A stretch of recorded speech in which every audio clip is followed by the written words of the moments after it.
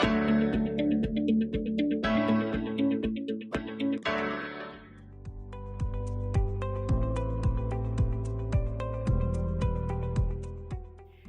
को नमस्कार। आज की वीडियो में हम कबीर दास जी द्वारा लिखी गई साखियां पढ़ने वाले हैं। पिछले वीडियो में आपको याद होगा हमने कबीर दास जी के व्यक्तित्व, उनके जीवन और उनके साहित्य के बारे में बहुत सारी बातें समझी थी और सीखी थी। हम सब जानते हैं कि कबीर दास जी हिंदी के क्रांतिकारी कवि माने जाते हैं। साथ ही वे मस्त मौला और फक्कड़ कवि भी माने जाते हैं। उन्होंने कहा था, चाह गई चिंता मिटी मनुआ बेपरवाह, जिनको कुछ नहीं चाहिए वो ही शाहनशाह। इस तरह से उन्होंने अपनी साखियों में अपनी बात को, अपने विचारों को स्पष्ट और साफ साफ शब्दों में कहा है। यहाँ पर आपको उनकी एक साखी नजर आ रही है। ऐसी बानी बोलिए मन का आपा खोए। क्या आप इस साखी की अगली पंक्ति जानते हैं? यदि नहीं जानते तो मैं बता देती हूँ। औरन को शीतल करे आपहु शीतल होए। शीतल यानी शीतल, यानी मनुष्य को अपने मन का अहंकार छोड़कर मीठी वाणी बोलनी चाहिए। इस तरह से कबीर दास जी को हम उनकी साखियों के माध्यम से जानते हैं। कबीर दास जी के दोहों को यानी साखी को साखी क्यों कहा जाता है? इसका क्या अर्थ है? इसका अर्थ है साक्षी, यानी साखी का तत्सम रूप है साक्षी। अब अगला प्रश्न ये उठता है कि कबीर दास जी के दोहों को साखी यानी साक्षी क्यों कहा जाता है? इसका कारण यह है कि यहाँ पर हम देखते हैं कि कबीर दास जी ने जो कुछ अपने अनुभव की आंखों से देखा था, यानी अपने जीवन में, समाज में, अपने चारों ओर के परिवेश में जो कुछ अनुभव किया, जो सत्य पाया, उसी को उन्होंने अपनी कविताओं में गा दिया। वे कहते हैं, मैं कहता हूँ आँखिन देखी, मैं तो अपनी आंखों देखी कहता हूँ, तू कहता कागज की लेखी। वे लोग जो शास्त्र की और किताबों की बातों के माध्यम से अपने ज्ञान को बघारा करते थे, उनके लिए कबीर दास जी कहते हैं, मैं तो आँखिन देखी कहता हूँ। और आँखिन देखी यानी अपना अनुभव, तो अपना अनुभव ही साखी बन गया, जिसे हमने साक्षी के नाम से जाना, और यही उनके दोहों में हम देखते हैं। आज हम उनकी 3 साखियां पढ़ने जा रहे हैं। जैसा कि हम जानते हैं कि साखी दोहा छंद में लिखी गई है और इसे हम गाकर भी पढ़ सकते हैं। तो आइए देखते हैं उन 3 साखियों को और एक बार उनको गाते हैं।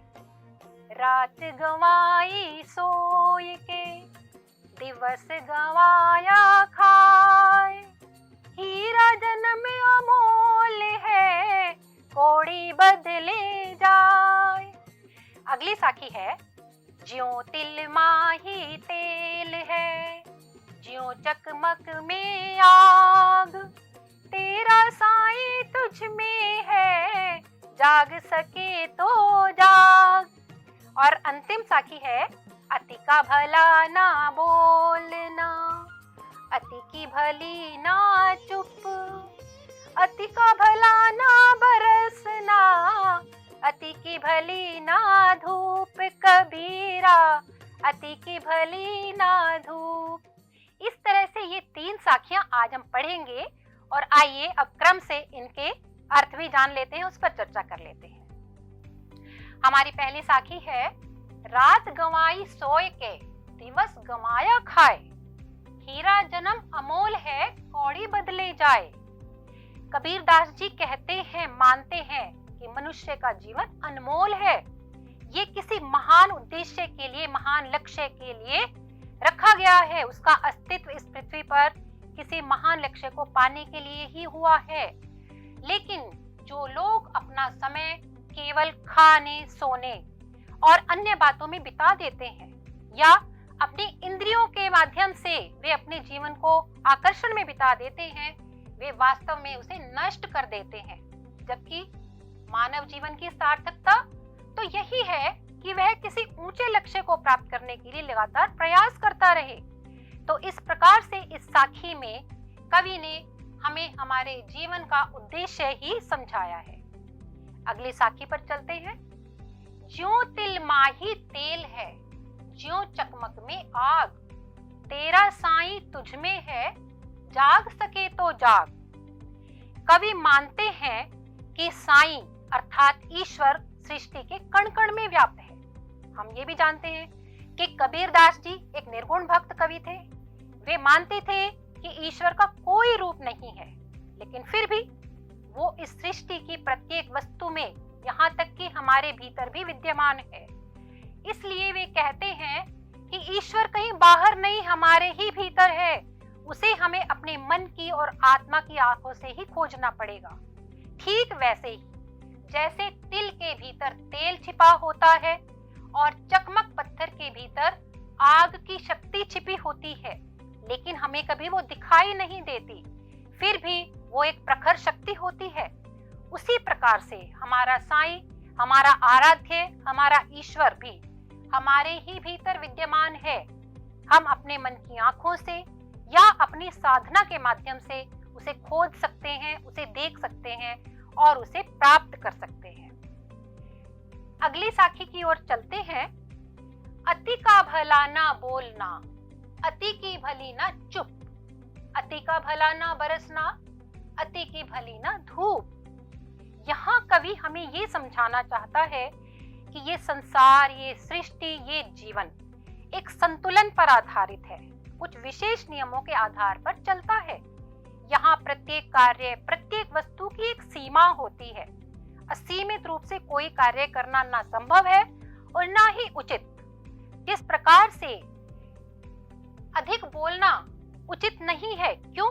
क्योंकि अधिक बोलने के माध्यम से किसी से लड़ाई होने का खतरा हो सकता है, लेकिन दूसरी ओर किसी विशेष परिस्थिति में चुप रहना भी ठीक नहीं होता। बहुत अधिक चुप रहना भी ठीक नहीं है। जिस प्रकार बहुत अधिक वर्षा होने से बाढ़ आने का खतरा हो जाता है और इसी प्रकार से बहुत अधिक धूप निकलने से सूखा पड़ने का खतरा है। तो अति यानी अत्यधिक मात्रा में किसी भी कार्य का करना उचित नहीं है, ना तो जीवन में ना ही प्रकृति में। तो इस प्रकार से हमने देखा कि तीनों साखियों में कवि ने हमें जीवन की बहुत गूढ़ बातें समझा दी और उन उदाहरणों के माध्यम से समझा दी जो हमारे दैनिक जीवन और हमारे आसपास के परिवेश से जुड़े हुए हैं। तो तीनों साखियों के माध्यम से हमने जिन गहरे विचारों को सीखा, आइए उनकी शिल्पगत विशेषताओं पर भी एक दृष्टि डाल लेते हैं। जैसा कि हमने देखा कि कबीर की साखियां दोहा छंद में लिखी गई हैं, जिसकी एक विशेष प्रकार की लय होती है और हमने उनको गाकर भी देखा है। दूसरी विशेषता यह है कि कबीरदास जी ने ये साखियां, ये विचार अपने अनुभवों के आधारों पर लिखे हैं और उन्हीं को शब्दों का रूप दे दिया है। कवि ने अपनी बात को प्रत्येक साखी में उदाहरण के माध्यम से समझाया है। यह इन साखियों की एक बहुत बड़ी विशेषता है। और एक अन्य बहुत बड़ी विशेषता इन साखियों की भाषा है। जैसा कि हमने पिछली वीडियो में देखा था कि कबीरदास जी की भाषा सधुक कड़ी या पंचमेल खिचड़ी कहलाती है, क्योंकि उसमें मिश्रित शब्दावली का प्रयोग होता है। अनेक भाषा बोलियों के शब्द आते हैं, तो इन साखियों में भी इसी मिश्रित शब्दावली का प्रयोग किया गया है। तो आज हमने 3 साखियां पढ़ी, अन्य 3 साखियां हम अगली वीडियो में पढ़ेंगे। और अब आपके लिए एक अभ्यास कार्य दिया जा रहा है। आप यह अभ्यास कार्य करें और अपने ज्ञान की जांच करें। वीडियो में अंत तक बने रहने के लिए आप सबका धन्यवाद। नमस्कार।